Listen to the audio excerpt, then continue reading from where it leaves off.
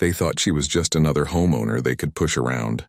They thought a few letters, some threats, and a little intimidation would break her. What they didn't know? She had backup. 2 battle-hardened warriors with fur and fangs. Brutus and Delta, retired military K9s trained to take down armed combatants. So when the HOA decided to teach her a lesson, they had no idea they were about to start a war they couldn't win. Before we dive in, drop a comment with your country. I want to see how far this story travels. Story begins. It started like these things always do, quiet. A letter taped to our door. From the HOA president herself, Karen. Remove the dogs. They disrupt property values. I laughed. Dogs lower property values. That's a new one. But my wife, Elaine, didn't laugh. She knew what HOAs were capable of. Fines, harassment, lawsuits. Brutus and Delta weren't just pets. They were family. They'd served with me overseas. Disciplined, loyal, and harmless, unless commanded. But Karen didn't care.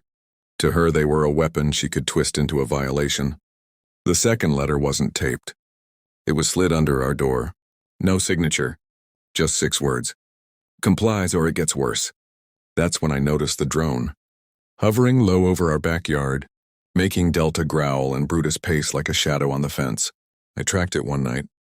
Watched it land on Karen's balcony. When I confronted her at the HOA meeting, she didn't deny it. She just smiled. Neighborhood safety requires oversight. If you've got nothing to hide, you've got nothing to fear. But oversight turned into harassment. Boot prints near our shed, Brutus barking at ghosts. And then came the compliance officers, 4 men. Clipboards in hand, quoting some fake municipal code about tearing down our fence. I checked later, those laws didn't even exist. That's when it hit me. This wasn't about dogs. This was personal. The showdown. Saturday morning. Clear skies. Elaine's outside watering flowers. Then they roll up, 4 men again. No smiles this time. And behind them? Karen. Phone raised like she's live streaming the takedown. Remove the dogs. Remove the fence. Or we remove you, one of them barked. Elaine stood her ground. This is private property. 4th Amendment says you need a warrant. Leave now. They didn't. One stepped forward, chest puffed. We don't need a warrant. Show authorization is enough. That was a lie. HOA rules don't override state law. But these guys weren't here for laws. They were here for intimidation. Then it happened. The first one lunged for Elaine. Big mistake. Brutus launched like a missile. A 90-pound German shepherd slamming into his chest, taking him down in a single drive bite. The air left his lungs with a grunt. The second guy swung a metal rod at Delta. Wrong move.